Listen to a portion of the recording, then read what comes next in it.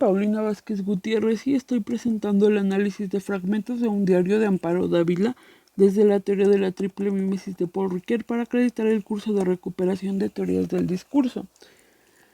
En este análisis analizaré el cuento ya mencionado mediante la teoría de la triple mímesis de Paul Ricoeur para mostrar que la teoría se cumple dentro de la narrativa de la escritora zacatequense.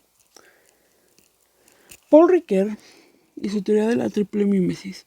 Paul Ricoeur fue un filósofo francés que desarrolló la teoría de la triple mímesis dentro de su obra Tiempo y Narración. El filósofo analiza los niveles discursivos de la narración, dividiéndolos en tres mímesis, que para él resultan de vital importancia al momento de realizar un análisis narrativo. En esta teoría se aborda la representación e interpretación de la realidad mediante las tres mímesis, es decir, la imitación de la realidad dentro de una obra narrativa que hace sentido para el lector. La mímesis 1 corresponde a la imitación de la acción. En ella se encuentra la imitación de la vida humana y para que ésta se lleve a cabo es necesario contar con conocimiento sobre el contexto en el que se escribe la obra, es decir, la época, la vida del autor, el contexto social y todos aquellos elementos que enmarcan la obra en su periodo de creación. La mímesis 2 se refiere a la configuración, es decir, los simbolismos que se encuentran dentro de la obra y cómo estos se entretejen con la cultura y el mundo real, pues es mediante este lenguaje simbólico y metafórico que el receptor de la obra podrá darle sentido a la misma, entender la trama, realizar análisis de las estructuras narrativas y reconfigurar el tiempo narrativo, lo cual lo llevará a poder entretejer la obra con el mundo real. La tercera mímesis se refiere a la imitación del mundo, a la forma en la que el receptor de la obra le da sentido a la misma en la realidad, y se demuestra que la narrativa sirve como una forma de dar sentido al mundo real y objetivo, reflejando el mundo narrado como una copia verosímil de la realidad en la que este mundo objetivo ha influido en las narraciones de ficción. En este sentido, la teoría de la triple mímesis demuestra cómo es que los textos narrativos que han trascendido a través del tiempo son un reflejo de la realidad que se vivía en ese momento y de cómo su autor percibía la realidad. Amparo Dávila. Amparo Dávila nació en Zacatecas el 21 de febrero de 1928. Fue la única sobreviviente entre sus hermanos, ya que uno murió al nacer, otro murió de meningitis y el otro cuando apenas era un niño. Aprendió a amar la lectura en la biblioteca de su padre, en la cual pasaba mucho tiempo. Cuando era niña, a los 7 años, se traslada con su familia al estado de San Luis Potosí, en donde estudiaría la primaria, la secundaria y escribiría sus primeros cuentos. Gran parte de su vida la pasó en el estado de San Luis Potosí y ahí fue en donde publicó sus primeras obras. Dávila incursiona principalmente en la literatura de terror, contando con una gran antología de cuentos en los que reprodujo una introspección a los pensamientos más oscuros de los seres humanos, tocando temas oscuros y sombríos. En 1959 publica Tiempo destrozado, bajo el Fondo de Cultura Económica. En ese libro encontraremos fragmentos de un diario. Fragmento de un diario fue publicado en 1959.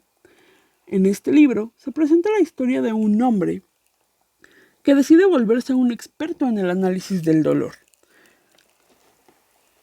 A medida que avanza la narración, este hombre deja entrever el motivo de su sufrimiento y la forma en la que lo percibe y va graduándolo lentamente.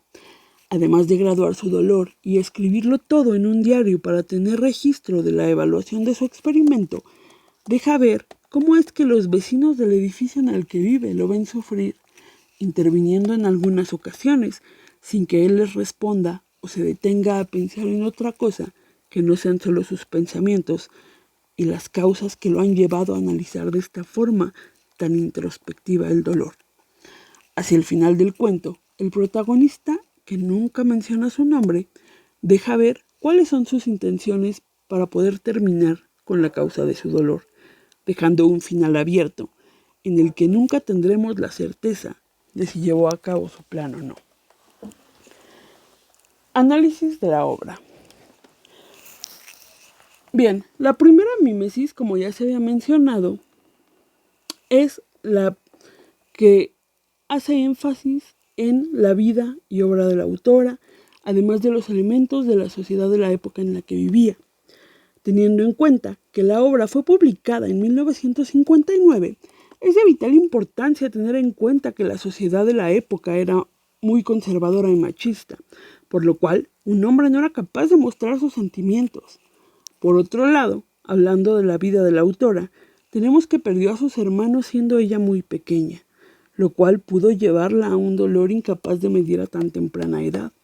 En este orden de ideas, podemos ver que la acción que se refleja en la obra literaria se relaciona con elementos sociales y culturales, pero también con sucesos de la vida de la autora, pues en este cuento muestra pensamientos de una manera muy introspectiva que pareciera que si no los has vivido, no puedes identificarte con ellos.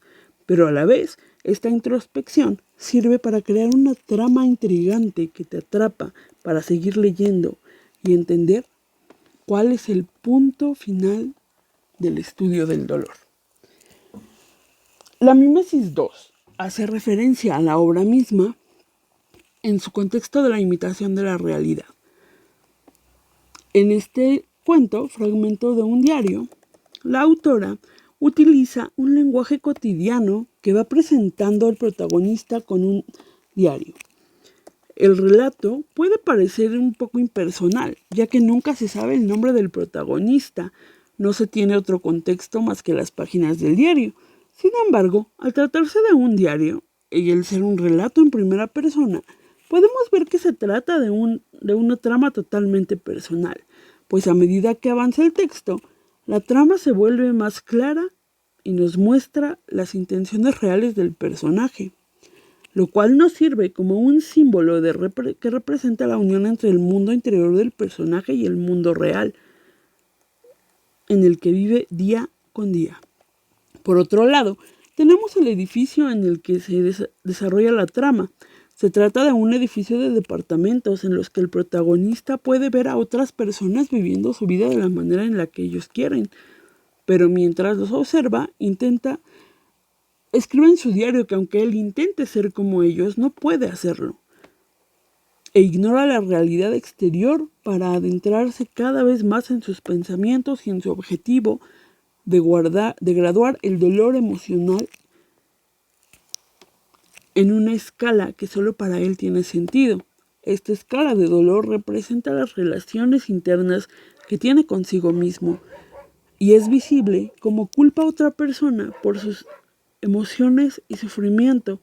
Esta configuración de la mimética del mundo del protagonista nos muestra una trama en la que podemos encontrar ciertos elementos simbólicos, como el diario o el edificio en el que vive el protagonista, su escala de dolor.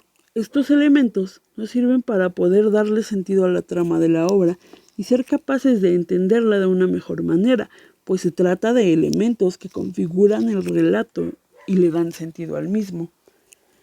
La mímesis 3 se refiere a cómo es que la narrativa del cuento se conjunta con el mundo objetivo del lector para darle sentido a la narración y encontrar la verosimilitud. Es decir, que las situaciones narradas no se sientan como algo totalmente inverosímil, valga la redundancia, es decir, que puede ser que el lector piense que es imposible que esto suceda en el mundo real, pero también tiene la función de que el lector sea capaz de reflexionar sobre los temas que se tratan en la obra y cómo es que estos temas se relacionan con la realidad. En este sentido, el cuento se enfoca en los sentimientos y angustia de la persona, generados por ideas que no puede sacar de su mente. En este caso, esos pensamientos llevan al protagonista a actuar de una forma errática y poco convencional, o al menos eso parece. porque no es algo que sea visible, sino que eso solo pasa dentro de su mente. Nos está mostrando su mundo interior. Conjuntando los tres niveles de la mímesis, podemos decir que el personaje introspecciona en su dolor y lo siente de una manera profunda, muy ajena a los ojos de la sociedad, pues se trata de algo que solo puede darse en el mundo interior de las personas. Y aunque alguien llegue a preguntar qué pasa, como lo hizo el señor Rojas, las personas no siempre quieren hablar de lo que les sucede, o no son sinceros del todo, pues siempre hay apariencias que guardar.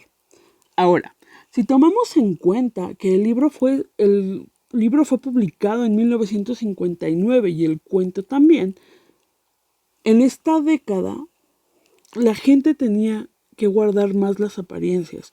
Vivían en una sociedad machista en la que los hombres no tenían permitido mostrar sus debilidades o lo que ellos consideran debilidades, pues se les ridiculizaba viéndolos desde una perspectiva en la que no encajan con el mundo real. Pero para ese entonces era su mundo real, que incluso ahora en el 2023 podemos ver lo mismo. No está permitido para los hombres mostrar una debilidad, pues se les sigue ridiculizando. Y el protagonista utilizaba su diario como un medio de expresión de sus emociones y pensamientos. Ahora, si lo trasladamos a esta época, ¿seguimos viviendo en una sociedad machista? Sí. Sigue habiendo este tipo de actos también, pero si dejaran de hacerse ese tipo de cosas y los hombres y las personas fueran capaces de, y mujeres también, fueran capaces de hablar de sus sentimientos y emociones, muchas de estas situaciones que se relatan en este cuento en específico no pasarían. Y no pasarían cosas tan violentas y tampoco sucederían asesinatos premeditados como el que el protagonista de esta obra, de este cuento, menciona al final. El final abierto tiene que ver con el asesinato de la joven que era la causa de su dolor. Conclusiones. El análisis narratológico nos sirve para poder evidenciar cuestiones de la teoría literaria, pero también sirve en el caso de las personas que se dedican a crear contenidos de otro tipo. ¿Por qué? Porque en este caso, al poder tener un análisis sobre lo que quieren escribir, reflejándolo en la realidad, también en lo que quieren crear y en lo que puede percibir el autor, se tendría un elemento más completo para poder llegar a un fin. Y por otro lado, teniendo en cuenta la teoría de Ricoeur, resulta que la teoría de Ricoeur resulta muy importante, pues se puede analizar la literatura como un medio bajo el cual se va dejando un rastro de la realidad en diferentes épocas mediante las narraciones de ficción. Con este tipo de análisis, el lector tiene la oportunidad de reflexionar sobre los cambios sociales y culturales que se han dado a través del tiempo y visualizar con claridad aquellos que siguen vigentes en nuestra sociedad. Eso es todo. Gracias.